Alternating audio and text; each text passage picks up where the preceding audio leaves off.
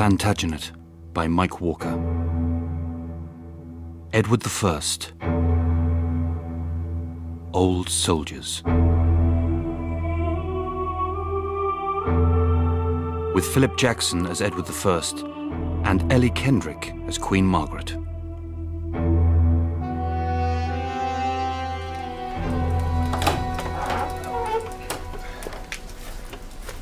Wait up there, Jack. I've got to unload here. Should have used the jakes, Simmy.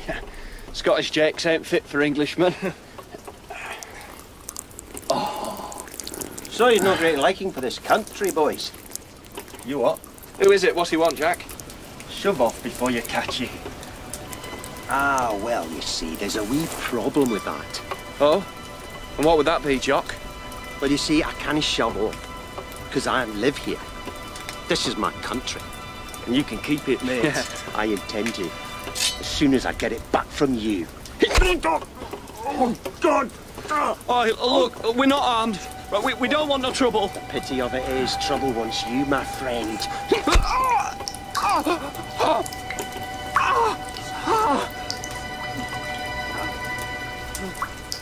Sanctus, Sanctus Dominus Deus Sabaoth. I will go to God in the joy of my youth. I look at the man who stands beside me, so tall, so stern, so old, and I'm more frightened than I've ever been in my life before. My lord, place the ring on your bride's thumb and say, in the name of the Father. I know he's a great and terrible king and warrior. I know he's been married and widowed. I know his wife gave him 16 children before she died. In the name of the Holy Ghost. I know I am a girl of 17. And say, Amen. Stranger in a strange land.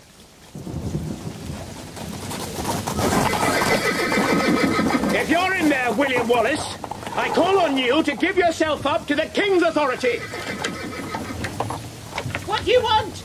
Who are you? John Heselring, the sheriff. As you well know, Marion Wallace, if your man is within, we mean to have him for killings that were done. He's not here. Break down the door.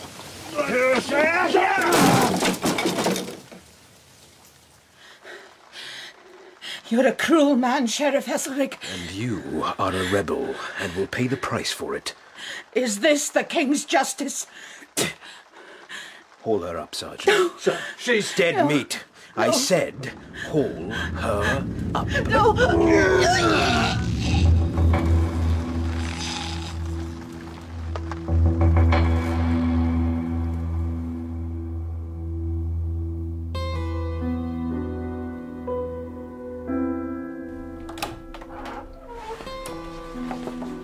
Madam, you may dismiss your women. Monsieur? Your women. They have prepared you? Monsieur? Dressed you? Undressed you? Monsieur? In your wedding? Your nightgown? For your knight to come a-jousting?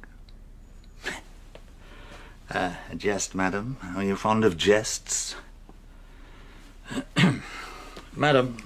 Monsieur? Is there any chance at all, since we are man and wife, that you might manage to say something, anything other than Monsieur? Monsieur? Now, my dear girl, don't take on so. It's only a maidenhead. You'll have much more fun without it. Didn't they, your women, didn't they instruct you? You know, cocks and hens, goats and sheep, horses and lady horses, all that sort of thing. Dry your eyes.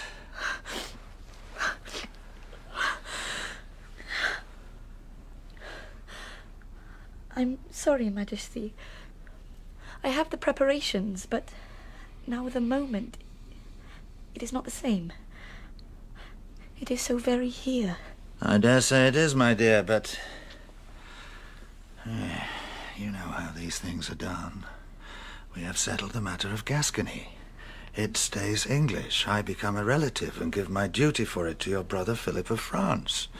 And to complete the agreement, to show the marriage is a marriage, well, we'll just have to play the game of the two-backed beast, you and I.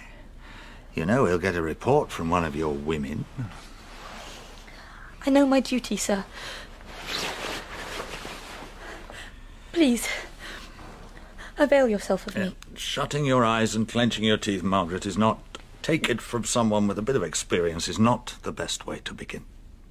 And this, you know, is not easy for me. But you, the great and terrible king. Would you like me to tell you a story? Would you feel calmer if I did? Oh, yes, Majesty. Then, one night, in the Holy Land almost 30 years ago, we were on crusade. My wife, Eleanor, had come with me, braved all the dangers, the frustrations. I loved her for that devotion. The army was stuck in front of Jerusalem, going nowhere. I made contact with the Sultan, who promised to deliver the key to the city of God to me, Prince Edward of England. Before all the kings of Europe, I would succeed where they had failed. I would be the new Lionheart. What happened? How did it come out, this plan of yours? Think of it, Margaret. The wind and the sand, jackals howling out in the desert, a night so dark and stars so bright and thick, a man might reach up and grab a handful of light.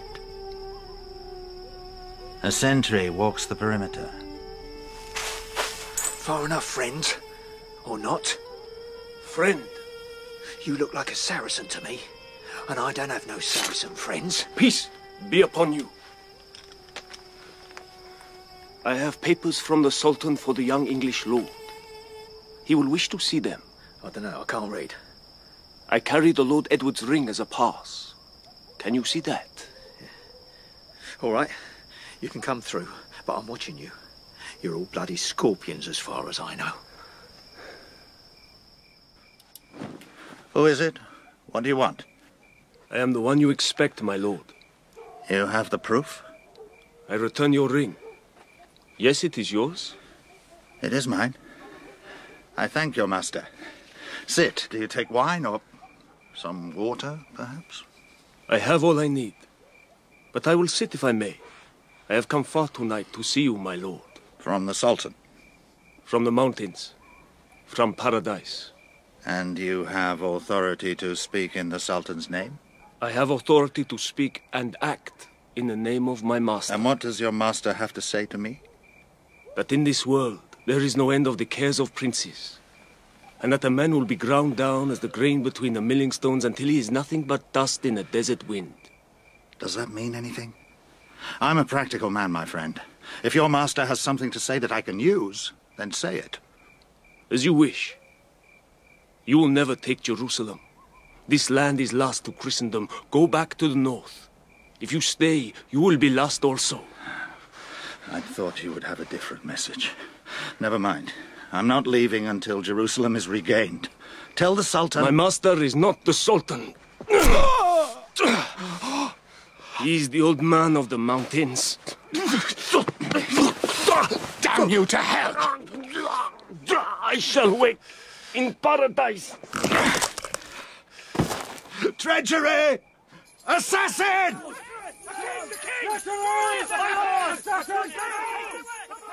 Sir, the wound is not deep, but we believe the blade was poisoned.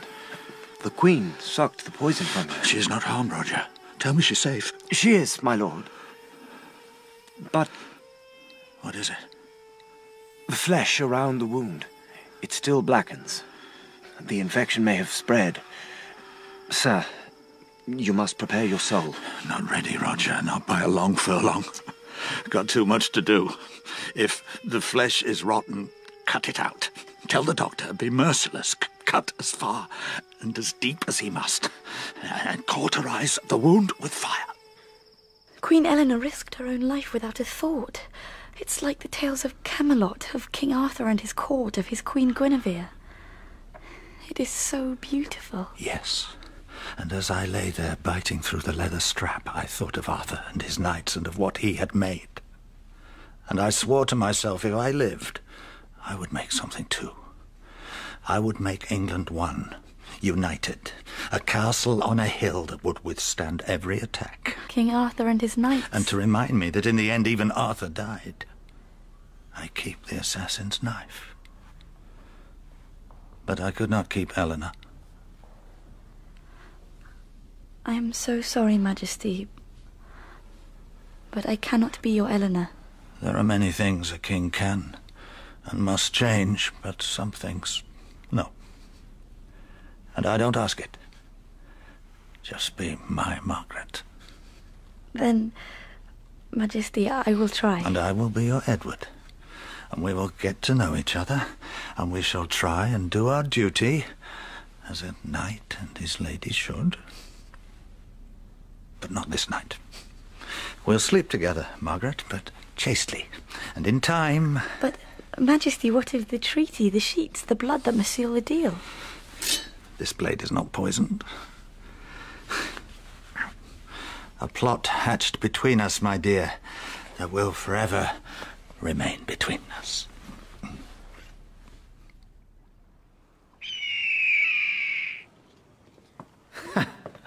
They always were led by their cods, those Plantagenets. Well, Majesty? Oh, well, indeed. All is very well. Edward is enchanted with his new princess. My reports tell me so.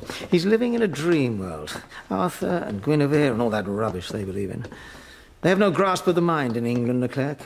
They don't plan over there. They blunder ahead and somehow they muddle through time after time. Well, not this time. This time, whilst Edward plays the game of the two-backed beast, France will be hunting and France will bring him down. And your orders, sir? Oh, that's simple. Get me Gascony.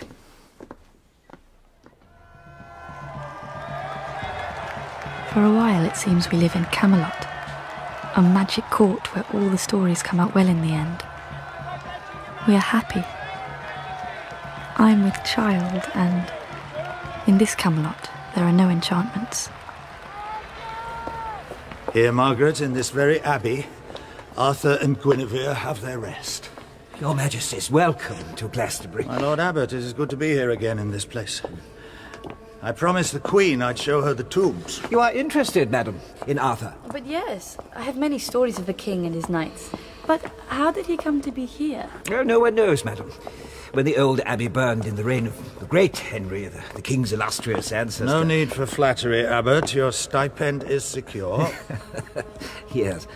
The bodies of Arthur and his lady were discovered by the monks and brought great celebrity to our humble abbey. Soon there were hundreds, thousands who came to view the remains. And paid well to do so, eh, Master Abbot? My lord, it is God's work. And the church's money? This tomb, it is so... magnificent. Suitable. I had it made 20 years ago. The name and fame of Arthur deserved a proper monument, so anyone could come and see the heart of Britain at any time.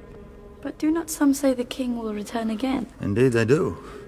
Should the country ever face the greatest peril, Arthur and his knights will ride forth from Avalon and defend the sacred earth of this land. Oh, well said, Your Majesty. Well said. Oh, well said, Your Majesty. The man's a fool. Not your father, surely, Ned. The abbot. Oh, he's only making a living. The whole thing's absurd. It's pageantry. The king knows how valuable that can be. Give people something larger than themselves to believe in, and they'll forget about the holes in their souls. I really don't care that much about the people, Piers. Maybe you should. Oh, don't you start lecturing me too. He does it all the time. He's the king, Ned. He wants you to be like him, but he's old and he's tired and just wants to sit around making peace and swiving with his little queen. She is tasty, though. You have to admit it.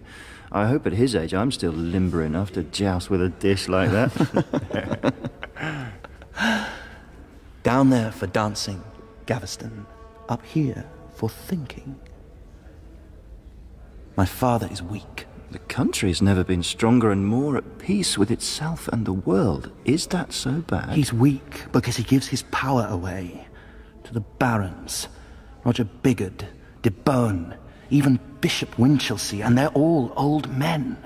They squat by the fire, warming their bones and remembering the battles they won 30 years ago. They want to geld the king so he disturbs neither their rest nor their money bags. Anything for a quiet life. That should be the new royal motto. Do you want war? Of course. Who doesn't? Agreed. At least amongst the young men. And I want to see a strong monarchy. After all, I'm going to be sitting on the bloody throne one day. The strength comes from the man, Ned, not where his arse rests. The king could be on the jakes and he'd still be king. Are you saying I wouldn't? Oh, come on. We're brothers, aren't we? We swore to stand by each other when we were boys. When you were my only friend, Piers. I won't forget that. Ever. Then you know we think alike. We want the same things. And things have to change. We can't live in Camelot. It's a story. It wasn't real. After we have seen the tomb, there is a joust. In the old English way. The king's finest knights prove their valor in the field of combat. Walter de Bohun, Constable of the Realm, salutes the king. Roger Bigot, Earl Marshal of England, salutes the king. Thomas, Earl of Lancaster, salutes the king. John, Earl of Warwick, salutes the king. Henry of Pembroke salutes the king.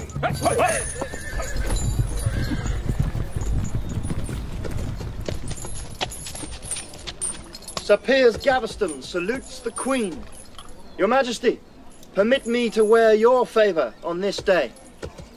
Should I, Edward? He's a lad. His followers are young. They'll be beaten. But if it pleases you.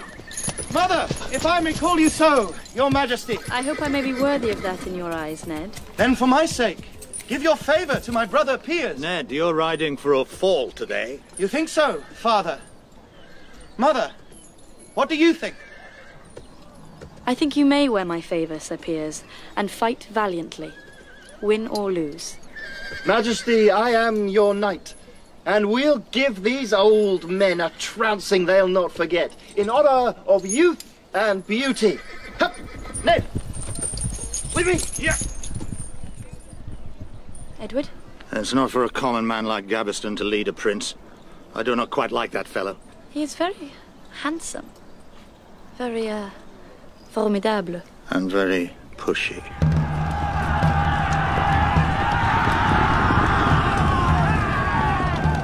They fight as if the battle were real. 50 men in armour riding at each other, clashing furiously. No quarter given nor asked. The fine edges are taken off the swords, but they're sharp enough to wound and kill if a beaten knight does not yield and give himself up as hostage. Madam, we were as good as our word. I give into your hand the vanquished who fell before our swords. Walter de Bohun, who can't seem to stay on his horse anymore. Earl Warwick, who thinks he's a mole from the dirt on his face. Henry of Pembroke, who looks as sour as a merchant who's lost his purse. And Earl Marshal of England, the mighty Roger Bigot, who has recently enjoyed a meal of crow, though it was not, I believe, much to his taste. Enough, Gaveston! You push yourself forward where you're not wanted. Madam, lest you think that all Englishmen are bad-tempered grandfathers... You, Gaveston, are not English, you're a bloody Gascon. I'm the king's loyal subject, my lord. Not so much, boy. More like the prince's loyal... Have a care for your tongue. I brought you down once today. I can do it again. You dare to talk to me in that way? One day you'll go too far, Gaveston. But not today. Earl, Piers is my friend. When you insult him, you insult me. And you, Prince, are still... Enough! Youth owes respect to age. I expect that principle to be observed in my court. Oh, Father, do we really? It will be so. Then, sir, I offer my humble apologies and deliver my captive knights to the Queen. May she do with them as she will. Damn you, Gaveston. Then, gentlemen, your forfeit is to celebrate the memory of King Arthur and bring together those who are apart. Let us, out of conflict, make peace. Well said, madam. Well said.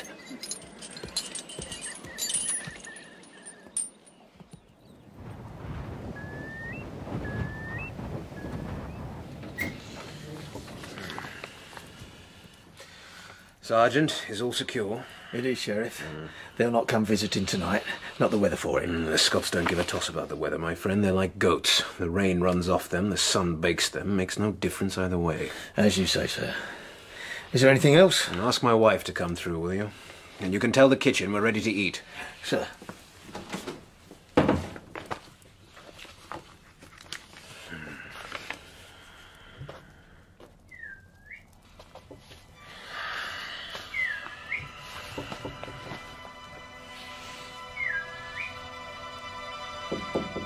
Yes, come, my dear. We're almost ready. Henry, I'm not alone. What do you mean? There's someone who wants to see you. Well, this is hardly the time for petitioners. You know that, Eleanor. No petition, Sheriff. Unless it's yours for mercy. Sergeant! Guards! No one's coming, Heselrigg. There's no an Englishman left alive in the house. Oh, my God, my son! If he's a man, then he's a dead man. As are you, standing by the fire that will soon burn your soul for eternity. Lady, leave now.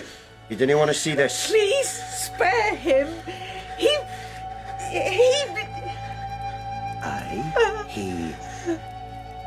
Go, Helena. May God be with you. There's no hope for me. In this world or the next. Know before you die, Sheriff. Here is where Wallace starts. When I end, Scotland will be free.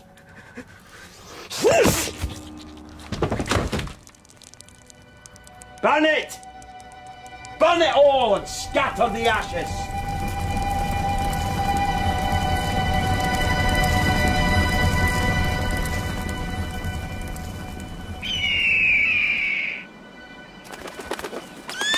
You see, Leclerc? The hawk flies and hunts, but when he lands, you place a hood over his head and he is helpless. He no longer has the power of flight. So it is. Edward Plantagenet is hooded and belled, and I am master of Gascony.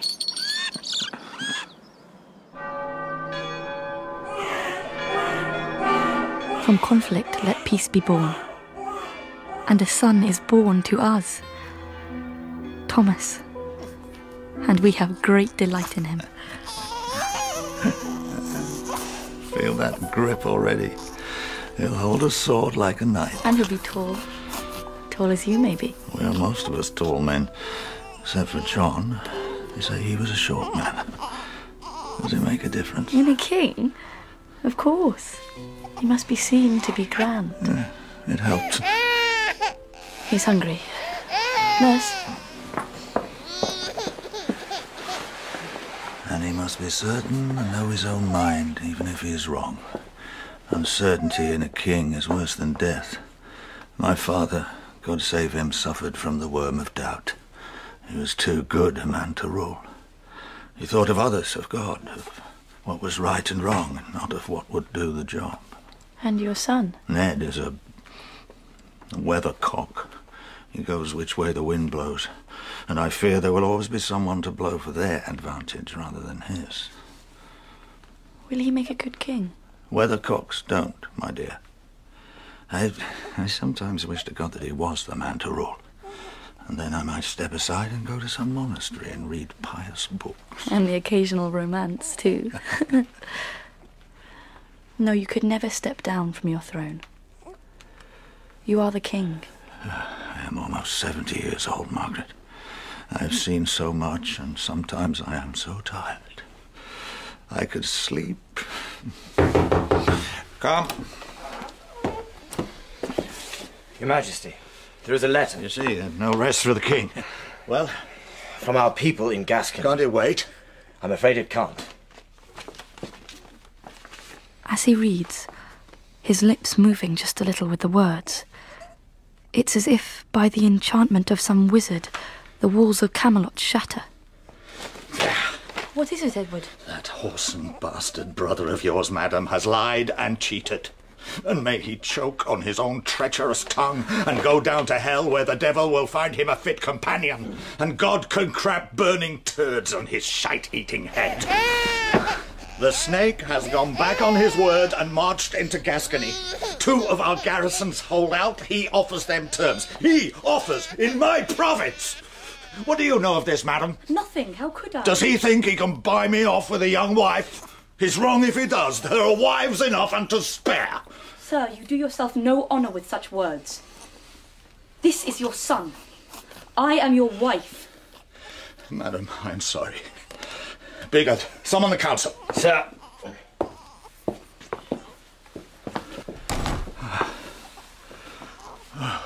God help me. Will it never end? What will you do? I thought I was done. It seems God is not done with me.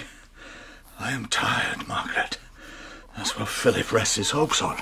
An old, tired man. Well, while I have strength left, no bastard son of a bitch is getting the better of Edward Longshanks. Gascony has been invaded. Philip has been treacherous. He's been French, then. Indeed, Roger. He offers with one hand, takes with the other. Well, we shall simply have to take back. It may not be that easy, sir. Archbishop, you do the praying, I'll do the fighting. And who will do the paying, Your Majesty? Wars aren't cheap. Wars cost. A lot. Yeah. Indeed, and that's why I've come to the council. As the law dictates I should. Sir, no one disputes your ability as a leader of men. Quite. A strategist. A warrior. But it isn't about that anymore. It's about the money. I am aware of that, gentlemen. And the money is about the taxes on the church and on the people. You've pacified Wales. Scotland is quiet for now. But the cost, sir, has been great. Roger, I need an army. We can't lose Gascony. National prestige is at stake. You've asked for too much too often. You must listen to your counsel, sir. You too, de Beaune. I'm Constable of England.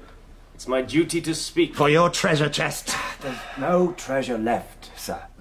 You cannot have what there is not. Is the game worth the gamble? This is the last shred of Henry's Angevin empire. Philip of France must be stopped. Grant me taxes or no, I will have my army. Roger, I call upon you to go to Gascony and settle this matter. Offer him peace. If he doesn't take it, give him war. Don't ask me to do this, Edward. In memory of our long friendship. But I must. Then I can't.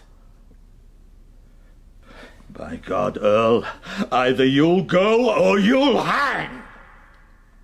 By the same oath, I will neither go nor hang. It cannot be done, sir.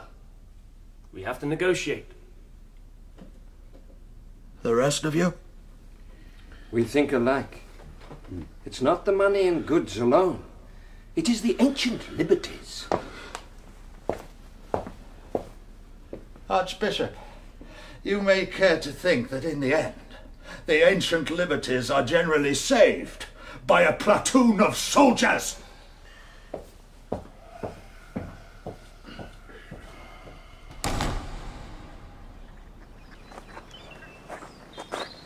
They won't give me the money. Then take it. You're the king. That's what Ned would do. It's what he wants me to do. Or perhaps it's what Gaveston wants me to do. But they're wrong. They can't see things have changed. Thrones aren't lost by revolt, but when those who sit on them can no longer read the signs of the times. Englishmen have come to know the throne and the king are not the same. They'll respect and give loyalty to the one, but if the other displeases them, they'll change it for a better fit. It's a different world. My father fought his whole life against it, but I saw it coming and I made it happen. And now I have to live with it. And Philip will walk away with Gascony. Maybe he won't. You know my brother's no warrior. If you can face him with an army, he will back down. Even when I was a child, I could always win an argument if I got really angry with him. Don't you see, Margaret? I have no army. I'm not Merlin. I can't magic it from the air. And somehow, I don't think King Arthur will be riding out to fight by my side. There is no Lancelot, no Galahad, no Gawain. There's only an old king. But a king of England. With no army. Then speak to England, my lord. Speak to your Englishmen.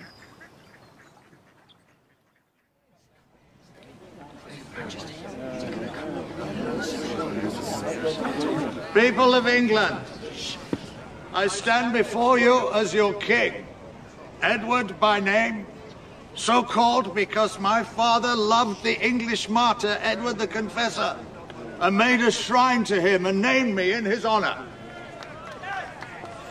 There is a new and great treachery made by France. France has stolen English land.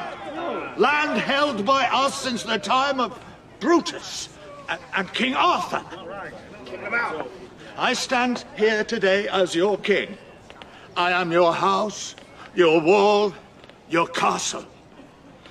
Whilst I live, no Frenchman will take from you what is yours by sacred right.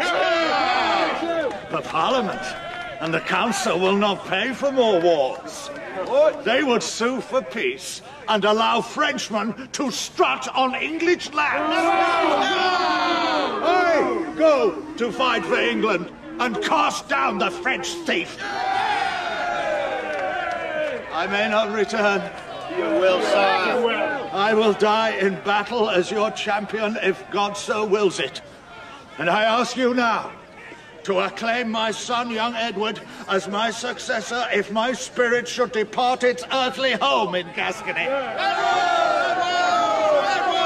I say be damned to the council and the old men.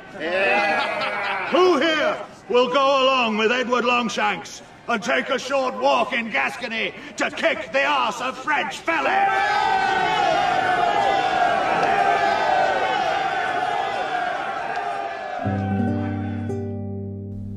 At last, he's gone. Do you feel free? Not really. I'm regent, but the council still runs things, and they'll do so as long as he allows it. Well, maybe you should do something about it, whilst you have the chance. You are, after all, the Prince of Wales. But he'll be back. Well, he might die out there. It can't go on forever. Well, sometimes it seems like he can, Piers. You know I was never the first choice. Think how that feels. I'll be king because I lived when my brothers did not. God ordains these things. Well, I wish he'd ordained differently. Maybe God has a special purpose for you in his mind. Maybe it'll be your task to return the throne to what it was in old Henry's day and under the Lionheart. Maybe you are the once and future king. Could that be possible? For the king, anything is possible.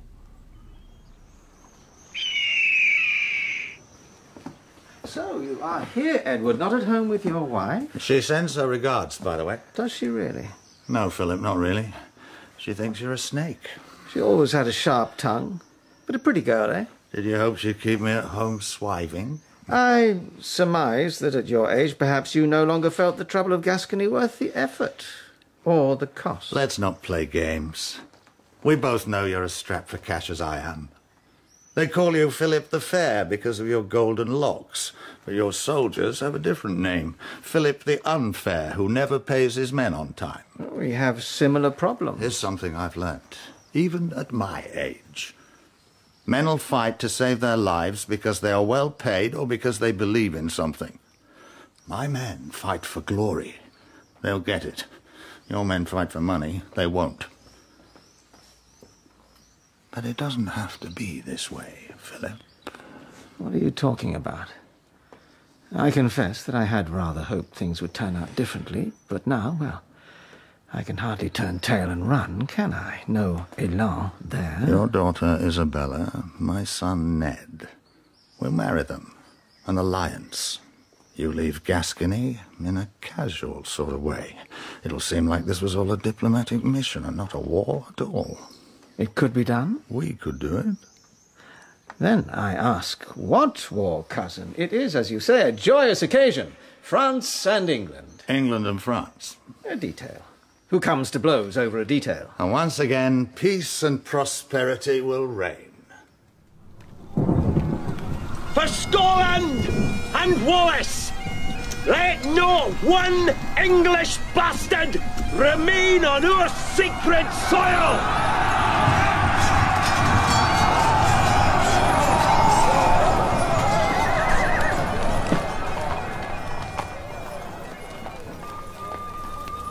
Sir William, I am a man of God.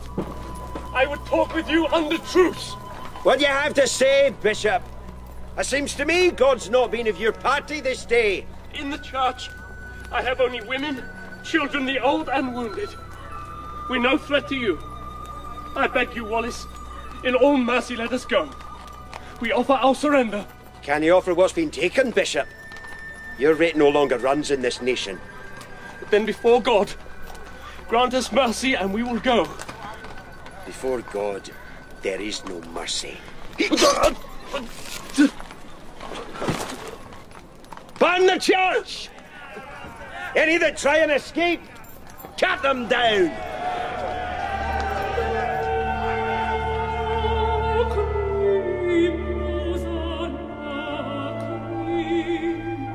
Is there never to be a moment when I am left in peace? What can I do? Tell me. Am I a horse dragging its load long after there's reason or hope or an end in sight to the road ahead? Well, have you nothing to say to me? Haven't I been your man these 65 years? Do you demand more? Why did you spare me from the assassin's knife, only to drag my life out under this burden? What do you want? What do you want of me? Husband? Margaret, I can't hear him. He has nothing to say anymore. Perhaps you're not listening. I want to sleep. But I can't trust any of them. Bigot has been my friend since we were boys. Ned is my son. Winchelsea and the church and all the rest, each one is for himself, and I alone am for England. Maybe that is your answer, Edward. For England. A castle on a hill, didn't you say, that will stand against all? This world and everything in it, Margaret, it sweeps through our lives like a flood. We are picked up by the waters and cast up to the shore, or down to our ends. All of our grand designs, our great thoughts and highest hopes can be swept away in a moment. Even our castles on a hill. The waters will eat away their foundations and the walls will fall. So what can we do, Edward? Even if all our hopes are drowned, won't our children still be there? Won't they need us? Won't England need you still? What can we do?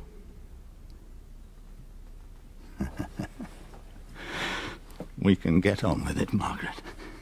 Climb off our knees and get a move on. Oh. Help me up. Oh. I have much to do. This Wallace plunders with impunity. Every day he remains at large, his allies see English power is less and believe themselves to be kings. And once the fire of ambition takes hold, the whole house is at risk. Fire can burn he who raises it, sir. But not he who resolutely pisses on it to burn.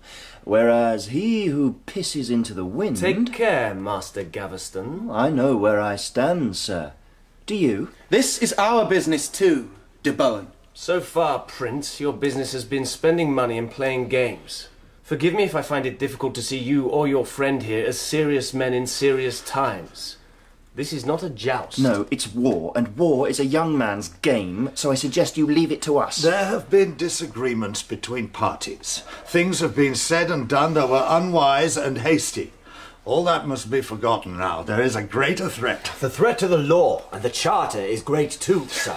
If you go against the council... I stand by the law, Earl, that I swear. Father, don't listen to them. The times call for action. Wallace isn't going to care if your armies have the law behind them or Parliament's support. Victory is worth any price. No, Ned, it isn't. We go united or we go down. Roger, last time we spoke, you wouldn't go with me to war. I ask you now, will you ride beside me? Didn't Master Gaveston say we're getting a bit old for this sort of game, Your Majesty? This is no Gascony, this is England. And if the council finds the money, You'll stand behind your words. The law is safe with me. No, Father, you are giving too much. Ned, bide your time. Come, let us leave them. Well, Roger, can it be done? It won't be easy, sir. It never is. It never was, and it never will be. But it's what we do, eh? Old soldiers? Old soldiers, sir. But in a new world, where money talks louder than princes, if we are to do this... And we must. Then there will be a price. You see, Piers? He dances to their tune. He's no choice. So long as they hold the key to the treasury, they have the power. But only as long as things remain unchanged. What are you thinking, Ned? They have land and power. They look down on you because you have neither. I'm thinking it's time we altered the balance a little. Father, I have a favor to ask of you. Grant it, and you'll have the whole of the younger party behind your wall. What do you want, Ned? That I might give the county of Ponthieu to Piers Gaveston and ennoble him as the count of that place. You want to give my land away? To a nobody? You, who never in his life gained enough earth to plant your feet? Father, Piers is my friend. He's as close to me as a brother. I value his advice and his support. I think he needs a position that will lend his voice the authority it deserves. You value him too much. Gaveston makes enemies unwisely. They look down on him because he has a sharp eye and a sharper tongue, and will take hard words from no man. What is he, Ned? What does he have apart from those sharp wits? Does he have family or land? Does he have money apart from what you give him or what you wish me to give him? He's always supported you and your policies. No, he's supported himself and his policies, which are to rise in this world on your shoulders. And you can't afford to allow it. Princes and kings cannot be ruled by their favourites. I won't grant your favour. You have no cause to treat him or me in this way. The cause is the kingdom, Ned. You must learn that if you are ever to rule well. When I rule, Father, I will rule as king. No, you rule as need allows you. There is a price to be paid for everything. What do you mean? Gaveston must go. No. He is my brother and my friend. If I am to have an army and the support of the barons, Gaveston must be exiled. That is part of their price. I won't allow it. You won't allow? They cut your balls off, Father.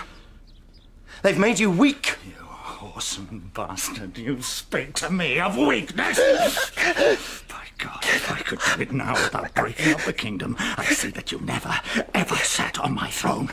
You'll do as you're told, boy, and like it. No, you're wrong. You'll destroy all that I have built. You never trusted me. Will you take this crown, this kingdom, and fritter it away? You never had time for me. You'll be exiled to France. You will stay. You never loved me. Love is for women and babies. Now go! Go!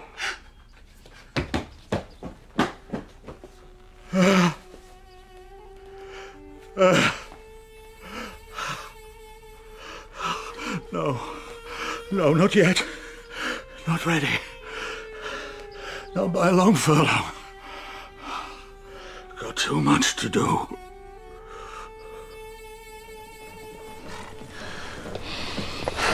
You know, an army on the march has a special sort of smell. Horse shite and sweat. Grease from the mobile kitchens. Hot metal from the farriers. And hot sex from the whores. It's what we do, eh? I love this, Roger. Always have. It's been 30 years since those battles with de Montfort. And being in the saddle, feeling that tightness in your gut, knowing it all rests in God's hands now. Well, yes, but God does expect a grasp of tactics and strategy. It's not just because he likes you, Edward. Wallace fights for Scotland, but his followers fight for themselves first and their country second. Believe me, if we can unbalance Wallace, they'll sell him for their own advantage.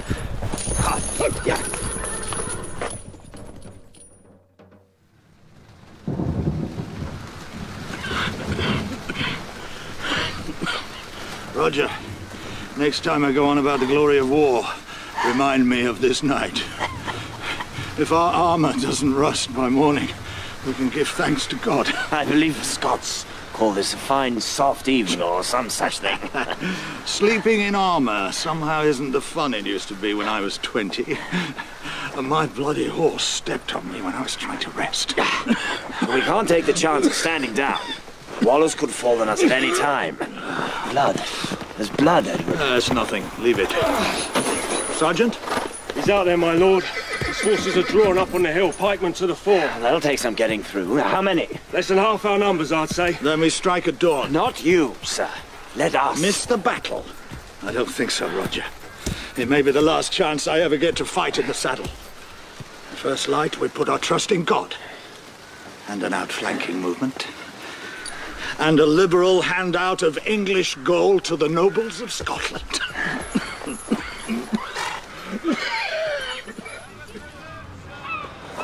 I wish I'd been there, Ned. It should have been our battle, our victory. It's wasted on the old. Wallace got away, they say. So they say. His own men stood by him, but the rest, the Scottish nobility, didn't care to sacrifice themselves for the glory of Wallace. They believe their day will come. Well, ours, Piers. I fear that bigger than the others have won a double victory. A skirmish, but not a war, Ned. We have the greatest ally of all. Time is on our side and against the king. They tried to keep his wound hidden, but at his age, now he's gone on to take Stirling Castle. We have only to wait and offer no cause for censure. To do nothing is to do everything. I need your advice, as always. I need you beside me, Piers. There are messengers. We'll not be lost to each other. And you will be king. And we will change things then. Aye, we will. All aboard and go aboard! I'll remember this when I am king. Who were our friends and who our enemies. I will neither forget nor forgive. And now, it's a fine day for a sea voyage. God save you, Ned. God save you, Piers.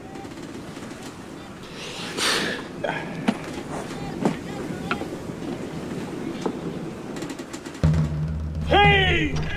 Heave, you sons of whore! Another bow's width! Pull! Pull for your life! They call it the war wolf. Such a huge machine. It is fearful, Edward. Takes 30 wagons to move it. Needs 3 days to set it up. Nothing like it has ever been seen in the world before. It'll hurl a 300-pound rock faster than the eye can follow. It's the future of warfare. Sir, that word from the castle. They're ready to surrender. What, before my war wolf has tasted blood? Tell them, Roger. Tell them they surrender at my will, not theirs. That's it! Prime her well! Full force! Let's teach them a lesson they won't forget! If they're shitting their britches before she howls, then it'll be liver and lights after she's done! Must they really wait, sir? They must, madam. Not for their benefit, but for every Scottish leader who thinks he can stand against me. We need to finish this once and for all. I'm glad you've come, my dear. We'll enjoy this. Seat for the Queen there! Seat for the Queen! I'm glad I've come because someone needs to take care of you, Edward, since you won't take care of yourself. Time enough for rest when I'm dead. Sergeant! On your word, sir! Let her howl!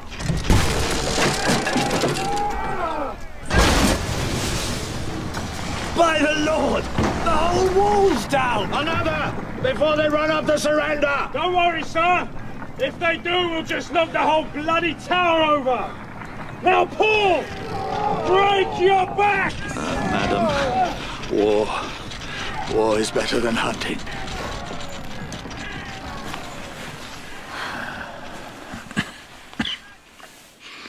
Is war better than love? Aren't they the same? One makes babies and the other makes corpses. And aren't all babies bound for corpses in the end? In the end, yes. But for now, I have a request of you. Yes? Your son. You must welcome him back to your side. Gaveston has gone? To France. Well, that price has been paid. And Ned should be beside his father. He might learn something useful. He's not you, but he cares for your interests. You should trust him better. The king can trust no one, except himself and God. And God, as we know, doesn't talk. I know the boy is weak, and desperately wants to seem strong. Give him time. He'll learn. Weakness, Margaret, is a quality like tallness. It doesn't learn, and it doesn't change. We'll see. But for now, let me rest. I'm tired. Today was a victory, so sleep in peace tonight. And tomorrow? It's another day.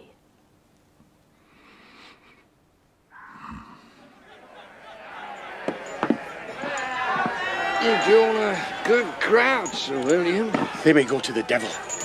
My business is with my saviour. I commend my country to his mercy. I was betrayed by Scotland, but I did not betray Scotland. They'll need all the mercy they can get after our King Edward's done with them. Stop your blather, man, and get on with it. As you say. Now, this is going to hurt. I tell you this truly. There is no gift like liberty. Scots never live as slaves.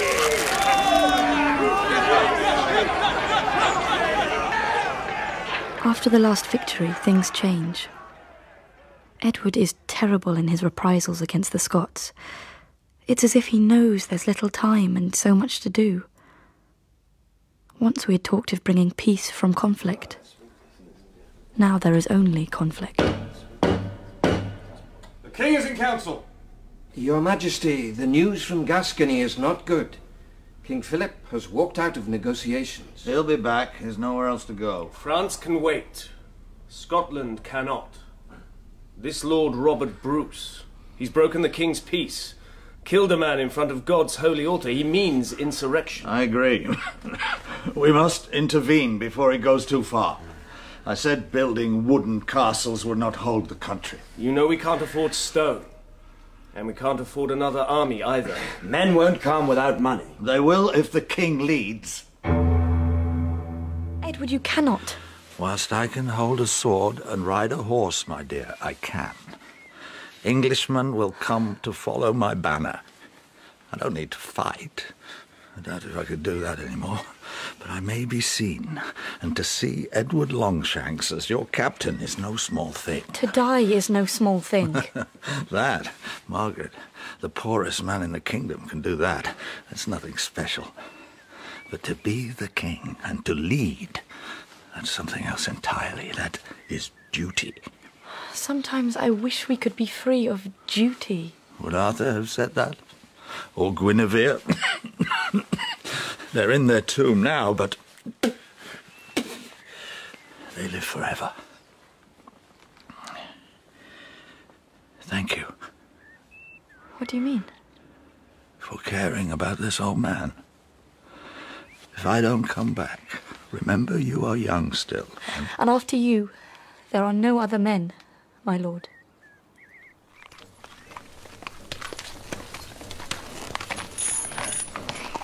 Last time we were here, you thought you'd be fighting your last battle. This time I will, Roger. Now, won't you stop and rest? Get warm, at least. A day or two can't make any difference. You know that isn't true. Who goes fast catches the stag. Who lags loses. Remember de Montfort? I remember his head on a pike.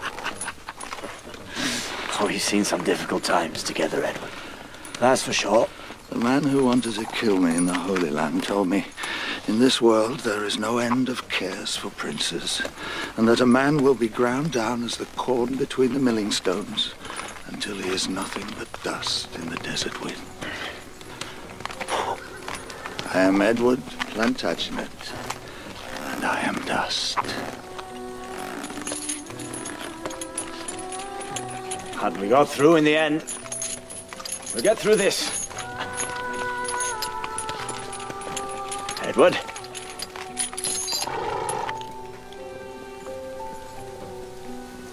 My lord?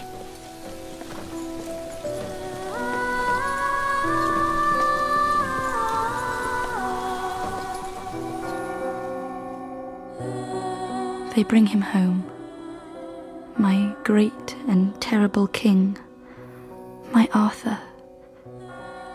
And everywhere he passes, Englishmen stand by the way and mourn his passing. We bury him in the abbey amongst his forefathers. There his body rests, but his memory.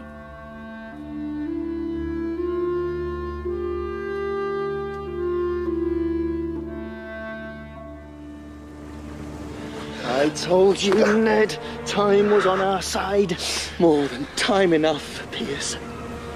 England has a king now who is not afraid to rule. And that king has a brother in arms.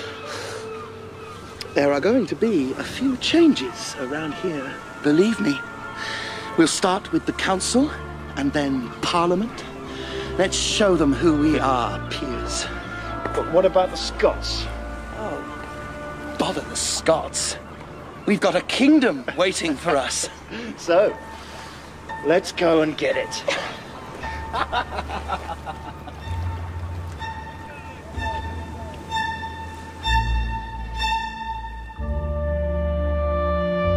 In Plantagenet by Mike Walker, Edward I was played by Philip Jackson, Margaret by Ellie Kendrick, Ned by Sam Troughton, Gaveston by Simon Bubb, and Wallace by James Lely. Other parts were played by Sean Baker, Brian Bowles, Jonathan Forbes, Nyasha Hatendi, Stuart McLaughlin, Joanna Monroe, Peter Polycarpou, Daniel Rabin, Alan Raglan, and Jane Whittenshaw. Plantagenet is directed by Jeremy Mortimer and Jessica Dromgoole.